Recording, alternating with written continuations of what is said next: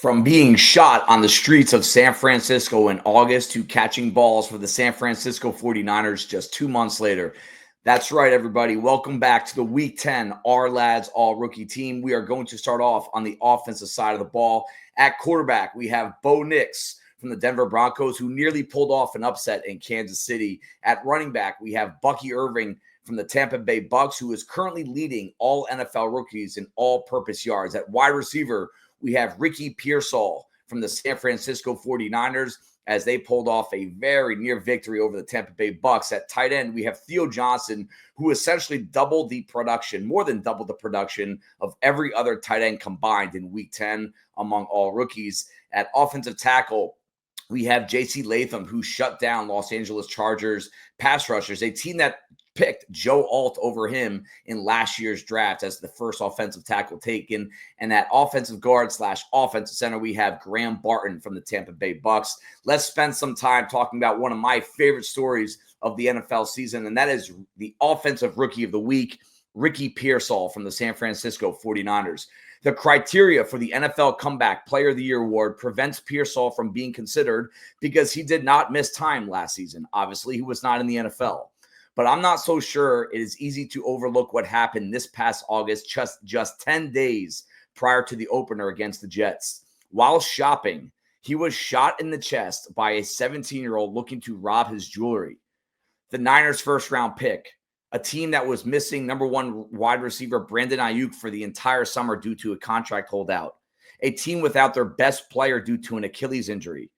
All of that seems secondary to how close Pearsall came to losing his life. Fast forward to October 20th, under 2 months away from being shot in the chest, he's back on the field catching passes from Brock Purdy against the Chiefs in a Super Bowl rematch. After his first 2 games in a pro uniform, Pearsall finally broke out. He scored his first touchdown, a 46-yarder that in the first quarter, 30 of those yards came after the catch as he fought off a defender for the final 8 yards before sneaking that ball over the pylon. His final 2 catches came on the final drive of the game with under 40 seconds left, with the score tied up at 20 on consecutive plays. Both resulted in first downs and got them within field goal range to win the game. It was interesting to me that Purdy looked his way when those big plays were needed. That does it for the offensive side of the ball. Head over to the website, and you guys can get full write-ups on all the players that made the Week 10 Ourlads All-Rookie Team on the offensive side of the ball. For the defensive All-Rookie Team for Week 10, we have Jared Verse, Mr. Automatic. He has 44 pressures this year, guys. Almost twice as many as the next highest, which is Laiatu Latu at 23 on the year. He led all rookies in pressures in Week 10.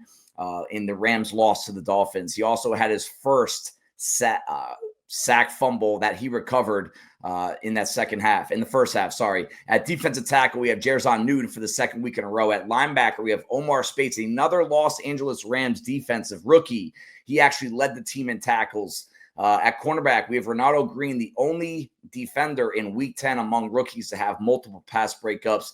And at safety, we have Cooper DeJean. Ironically, Cooper DeJean is the rookie of the week on the defensive side of the ball. Let's spend some time talking about this kid. This is a special prospect. This is a league that is looking for economic value, which is getting the most out of every dollar they can. More specifically, getting the most out of every player they can. This is why versatility is weighed so heavily in the scouting and personnel evaluation process. A team only gets so much money to spend. A team only gets so many players active on game day. DeJean was born with versatility in his blood.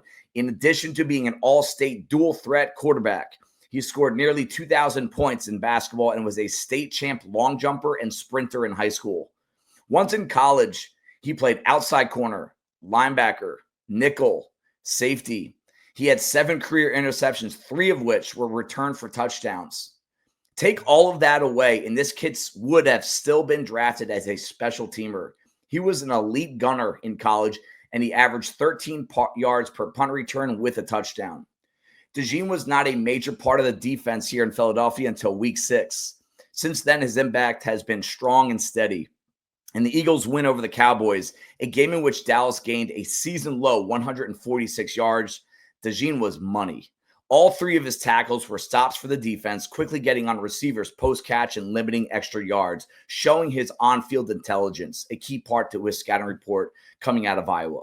He gained 43 yards as a punt returner in addition, including a season long for both rookies and the Eagles on a 31-yarder that set up Philadelphia for a touchdown that put them up by 2 scores before they really took off to their 34-6 victory. That does it for the Week 10 Ourlads all rookie team. If you want full write-ups, as usual, head over to the website, guys. Give that roster a look. We will see you next week. Thank you.